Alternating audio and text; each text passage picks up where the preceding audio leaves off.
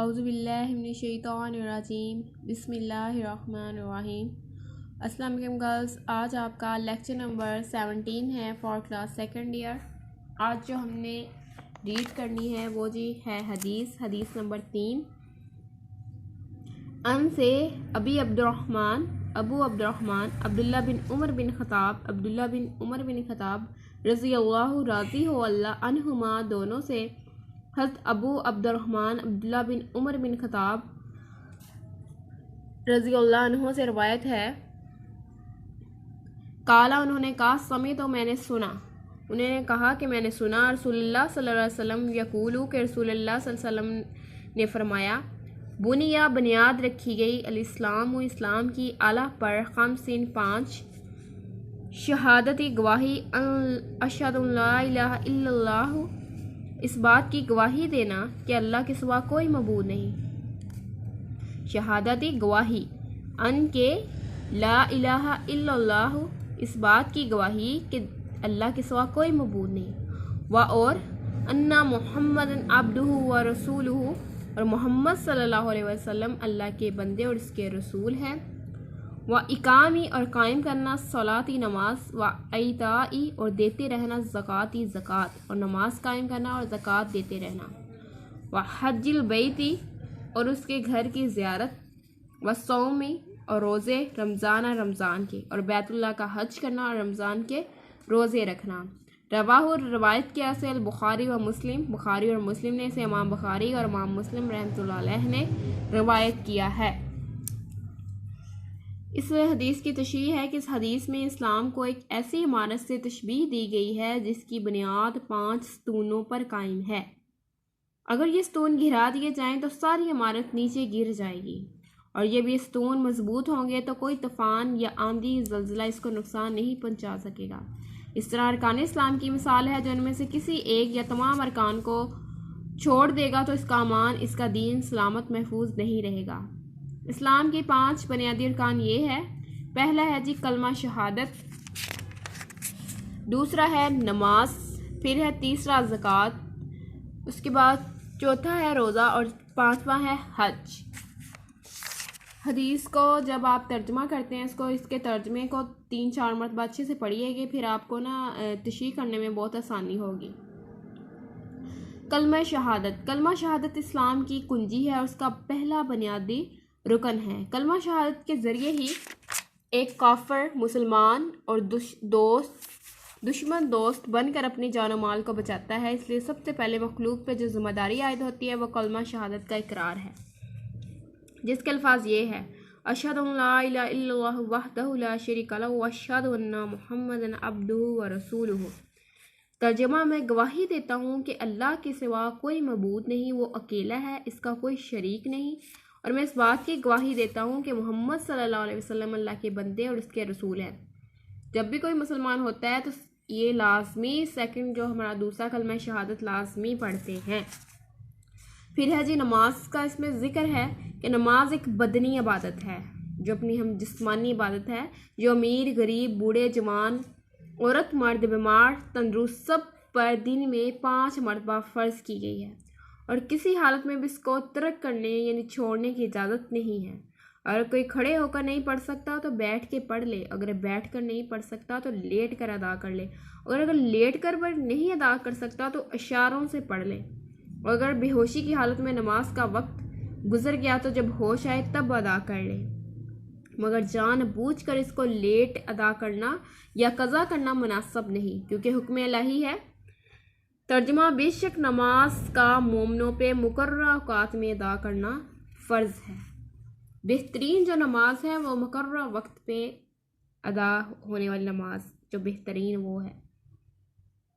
नमाज बेहयाई और बुरी बातों से रोकती है। दीन इस्लाम में नमाज को इस कदर अहमियत हासिल है कि इसे दीन का स्तून कहा गया है। जिस तरह स्तूनों के बगैर इमारत खड़ी नहीं रह सकती, इसी तरह नमाज की अदायगी के बगैर दीन इस्लाम का क्या मुमकिन नहीं। हम दिन में 5 मरतबा अपने अल्लाह के सामने हाज़िरी देते हैं।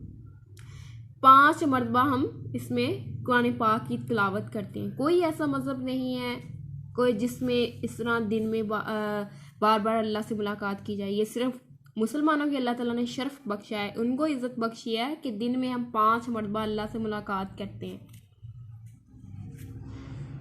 तो नमाज हमें बहुत सी बुराइयों से भी रोकती है, बेहयाई के कामों से रोकती है। हमारे प्यारे नबी सल्लल्लाहु अलैहि वसल्लम ने फरमाया, अस्सलातु इमादुद्दीन, नमाज दीन का सतून है, नमाज मोमिन की मराज है, नमाज जन्नत की कुंजी है। इसी तरह फिर ज़कात है जी। ज़कात एक माली इबादत है, यानी हमारा जो लेन देन माल है उस पर ये एक इस्लामी टैक्स है और हर इस आकल व बालग पर फ़र्ज़ है जिसके पास मुकर्रर करदा निसाब के मुताबिक माल 1 साल तक मौजूद है। कुरान मजीद में जिस जगह नमाज का जिक्र है इसके साथ ही ज़कात का जिक्र आया है। मसलन व आकिमुस्सलाता व आतुज़ ज़काता, और नमाज कायम करो और ज़कात दो। यानी इतनी इसकी अहमियत है कि नमाज के साथ साथ बार बार ज़कात का जिक्र आया है। ज़कात दौलतमंदों से लेके गरीबों में खर्च की जाती है और इससे माल पाक हो जाता है, उसमें बरकत आती है, माल में नशोनुमा होती है। फरमाने इलाही है, तर्जुमा उनके माल में से ज़कात ले लो, इससे तुम इनके ज़हर में भी पाक और बातन में भी पकीज़ा करते हो। ज़कात सदक़े की एक किस्म है और इससे माल में कमी नहीं आती बल्कि माल में इजाफा होता है। सदका मसाकीन, फुकरा, गुरबा का हक है, इसलिए इसे खुशी से अदा करने का हुक्म दिया गया है। फरमाने नबी सल्लल्लाहु अलैहि वसल्लम है, ऊपर वाला हाथ नीचे वाले हाथ से बेहतर है, यानी देने वाला हाथ लेने वाले हाथ से बेहतर है, यानी सदका खैरात करने वाला सदका खैरात लेने वाले से बेहतर है। हमारे माशरे में जो गुर्बत है वो ख़त्म होती है, माशा खुशहाल हो जाता है। बहुत से जराइम से लोग बच जाते हैं जो अपना पेट पालने के लिए चोरी डकैती करते हैं, क्योंकि जो अमीर लोग हैं जिनके पास पैसा है फिर वो उसको देते हैं अल्लाह की राह में, तो फिर जो ज़रूरतमंद लोग हैं उनको मिलता है, तो माशरे में खुशहाली आती है, माशरा तरक्की करता है। इस तरह जी रोज़ा है, रोज़ा इस्लामी इबादत का अहम रुकन है। ये आकल व बालग पर फ़र्ज़ है। एक ऐसी इबादत है जो उस मुसलमानों पर ही नहीं बल्कि दूसरे मज़ाहब पे भी फ़र्ज़ थी, जैसे कि कुरान मजीद में है, तर्जुमा मोमनो, तुम पे रोज़े फ़र्ज़ किए गए हैं जिस तरह तुमसे पहले लोगों पर फ़र्ज़ किए गए थे ताकि तुम परहेज़गार बनो। रोज़ा गुनाहों की बख्शिश का ज़रिया है। रोज़े की हालत में इंसान गुनाहों से दूर रहता है। हदीस मुबारका है कि जिसने रमज़ान के रोज़े ईमान और एहतसाब के जज्बे से रखे, इसके सबब इसके पिछले सारे गुनाह बख्श दिए जाएंगे। कुरान के हवाले से भी आपने रोज़े की अहमियत साबित कर दी और ये हदीस पाक के हवाले से भी रोज़े की अहमियत साबित होगी। अब रोज़े के फ़ायदे हैं जी। रोज़ेदार जब पूरा महीना भूख और प्यास बर्दाश्त करता है तो वो ज़िंदगी की सख्ती और मसाइब को बर्दाश्त करने की मश्क करता है। इसमें सब्र और तहम्मुल और क़ुव्वत और बर्दाश्त पैदा होती है, बहुत सी बीमारियों से बच जाता है। रोज़े की बदौलत अमीरों में ये एहसास पैदा होता है कि भूख बर्दाश्त करना और फाका करना किस कदर तकलीफ दे काम है, जिससे इनके दिल में इसार, हमदर्दी और रहम के जज्बात पैदा होते हैं और बहुत सी वो जिस्मानी रूहानी बीमारियों से भी उसको शफा मिलती है।